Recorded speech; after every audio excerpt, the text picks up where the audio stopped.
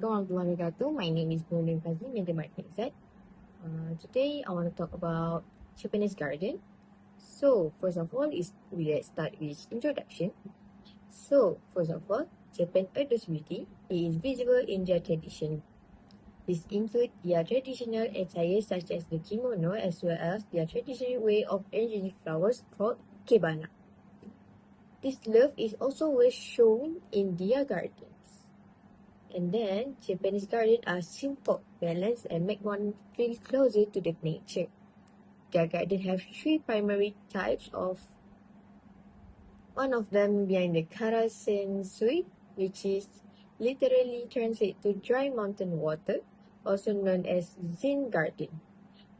This garden aims to capture the essence of natural landscape or seascape using the just stone, a conventional plant, and carefully rigged a grove in various patterns.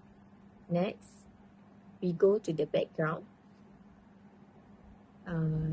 So, Zen gardens are heavily influenced by Zen Buddhism for their sense of calm and peaceful in peace.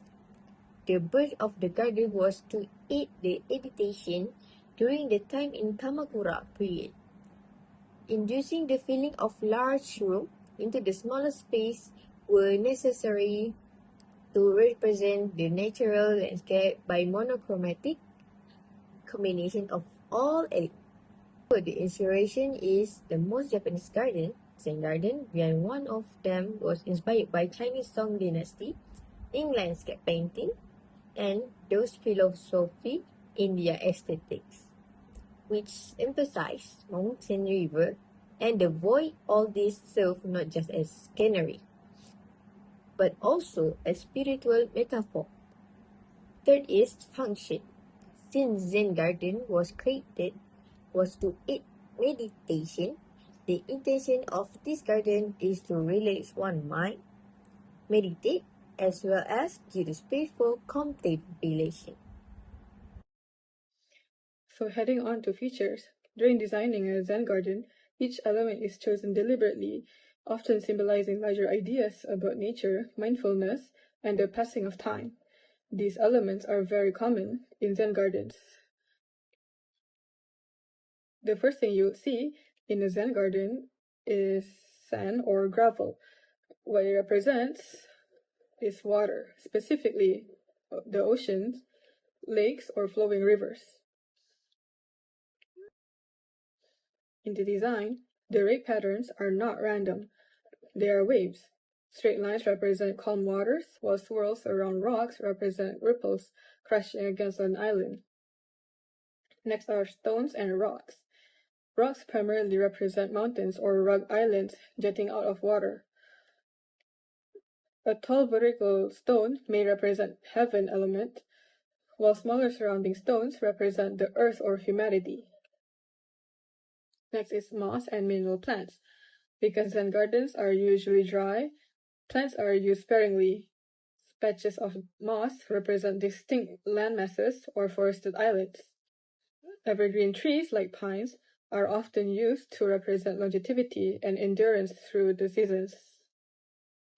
As there are plants in the features, traditional Japanese Zen gardens use a limited but meaningful selections of plants, commonly moss, bamboo, dwarf pines, and evergreen shrubs. Each plant is chosen for its symbolism, texture, and ability to reflect the quiet, meditative mood of the space.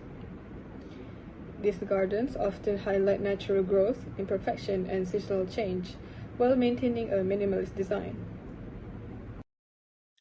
As example for the bonsai species, they often use Pinus sumbergii. For moss, they use Dicranum scoparium. And flowering shrubs, they often use Rhododendron indicum. So this is an example of a plant named Tai Chi Zen Garden. An example of a location is in Hojo Teien in Kyoto. So in conclusion, Japanese gardens can be seen as an instrument that has been deliberately crafted for the purpose of filtering our minds, much like noise-cancelling headphones do with external sound distractions. So this is an example of a plant named Tai Chi Zen Garden,